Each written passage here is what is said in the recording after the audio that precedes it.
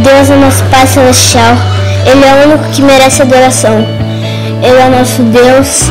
Ele entregou o seu próprio Filho para morrer em meu lugar. Ele nos ama de verdade. Ele é o único que precisa ter. Ele é o único que tem o direito de ser adorado. Ele é o único Deus. Ele é o nosso Deus. Ele é o nosso Pai.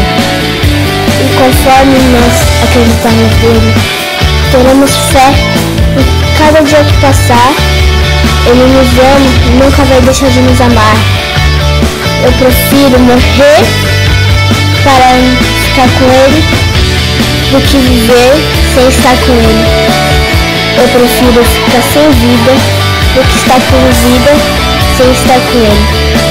Ele é nosso Pai e ele é o único que devemos adorar.